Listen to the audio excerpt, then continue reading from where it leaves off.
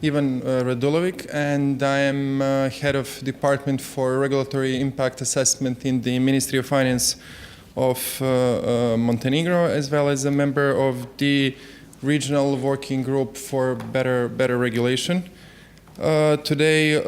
on behalf of Ministry of Finance as well as RESPA, which is our Regional School for Public Administration and an international organization,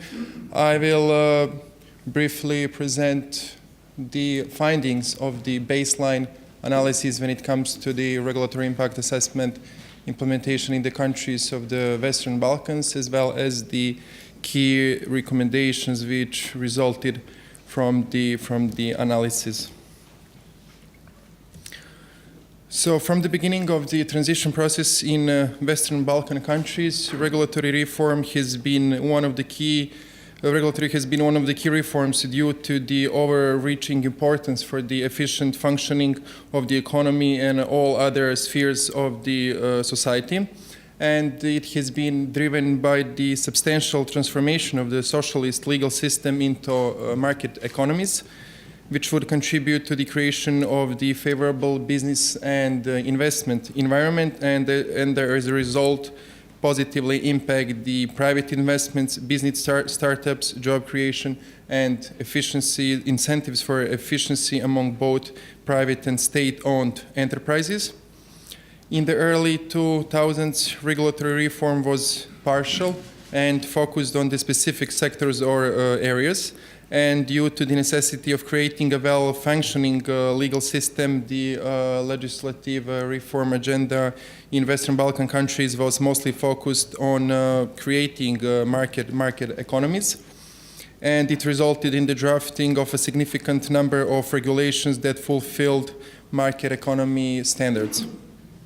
After a period of ad hoc approach to regulatory reform in the early 2000s, governments in the Western Balkan countries began to introduce some segments of the systematic approach to regulatory reform and subsequently initiated systemic regulatory reforms. The main motive for regulatory reform implementation in the countries of the Western Balkan region was to increase the economic competitiveness and growth. Systematic approach was one way to deal with the regulatory reform process, and it has been concluded from the analysis that the systematic approach creates much better prospect for the improvement of the quality of laws as well as the implementation of laws.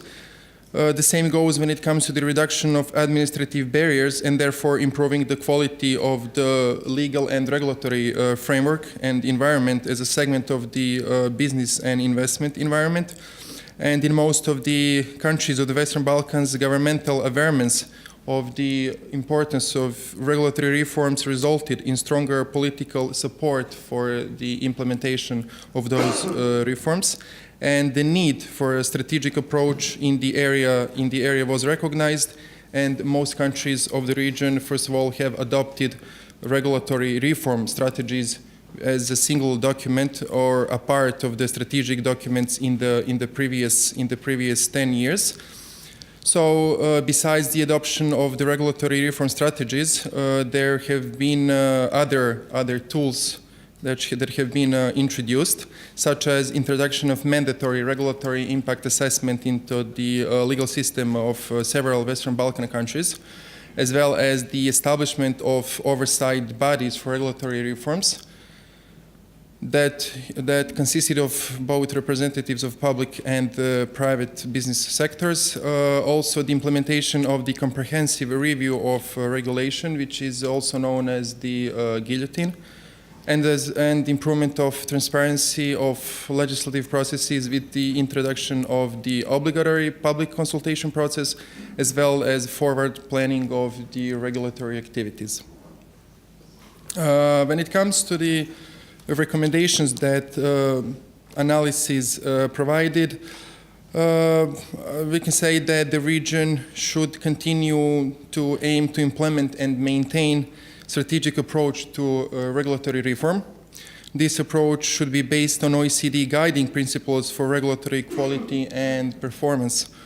which state that an effective regulatory policy should be adopted at the highest political level and contain explicit and measurable regulatory quality standards, as well as to provide the continued regulatory management capacity. It has to be recognized that significant progress has been made in the area of regulatory reform in the Western Balkan countries in the past 10 years. But however, there is still a lot to be done, and difficult reforms are in front of us. In order to conduct these reforms, there are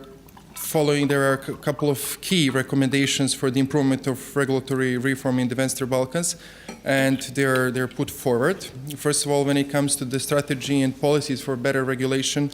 there is a need for the sustainability of the regulatory reform and its integration into the creation of government policies. Also, there is a need to make regulatory reform a key vehicle for promoting support for economic recovery and growth, as well as reaching better economic competitiveness, as well as the need to improve the level of political attention and commitment to the regulatory reform agenda. We all know that without a strong political support, the implementation of those reforms would not be substantial, as well as the need to consider how regulatory reform can be more effectively promoted and recognized as one of the key government policies. There's also need to integrate better regulation of Western Balkan countries into the EU accession process. When it comes to the institutional capacities for better regulation, there's a need for further increase of the powers of the regulatory reform units responsible for the regulatory reforms within the state institutions of Western Balkan countries. There's also need to establish or strengthen the RIA units within aligned ministries in order to improve their both administrative capacities and analytical skills to conduct better quality impact analysis. And when it comes to the development of new regulation, there is a need to improve the system for forward planning of the primary and secondary regulation. Some of the countries, when they have introduced regulatory impact assessments, they have made it obligatory for impact assessments to be conducted for both primary and secondary regulations. Also, there is a need to consider to think if there is a need to introduce mandatory RIA for secondary regulation and public policies. From my own experience, speaking on behalf of Montenegro, we can say that most obstacles that influence the business environment are those that lie in secondary regulations. In many times, the ministries use the opportunity to lay down the detailed procedures in secondary legislation instead of primary, and there is when business obstacles actually arise, and these RIAs are not of good qualities, because these very obstacles come making it harder for our colleagues from line ministries to perform economic and analytical calculations of what would be the influence of the proposed regulation on the economies, SMEs, and as well as state budget and citizens. When it comes to the transparency, there is a need to enable the accessibility of regulation through the establishment of a publicly available e-registry of regulations, as well as to develop a single consultation portal for use by the all ministries to enhance citizen participation in the legislative process, as well as to strengthen monitoring of implementation of the consultation requirements. At the end, there is a need for improved regional cooperation among the countries of the Western Balkan, and benchmark Western Balkan countries' regulatory reform programs among themselves or with the EU member states, in order to see what could be of value in the regional context, in the context of the transfer of the best knowledge, to gain continual political support for further activities in the area of better regulation, as well as to support implementation of the RCC's Southeastern Europe 2020 strategy for Pillar 5, which actually relates directly to the better regulation, and to invite representatives of the civil society, organizing think tanks, business associations, and academia to join the efforts on improving regulatory environment in countries of Western Balkans. When it comes to management and rationalization of existing regulations, there is a need to secure a continued approach to simplification and reduction of administrative burden instead of one-time reforms, to ensure that these programs are effectively monitored and evaluated, and to secure a continued dialogue between the government and the businesses and citizens on the simplification agenda. When it comes to the regional cooperation in this area within the countries of Western Balkans, the RESPA has established the regional working group on better regulation last year,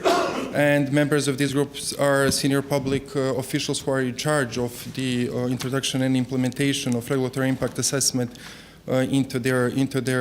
respective countries, and they are usually coming from the either ministries or oversight bodies in charge of controlling the quality of RIA.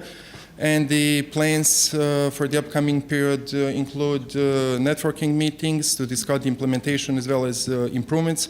on the regulatory reform strategies and advanced seminars of better regulation efforts in the context of preparing countries for the EU accession and helping them in the negotiation process.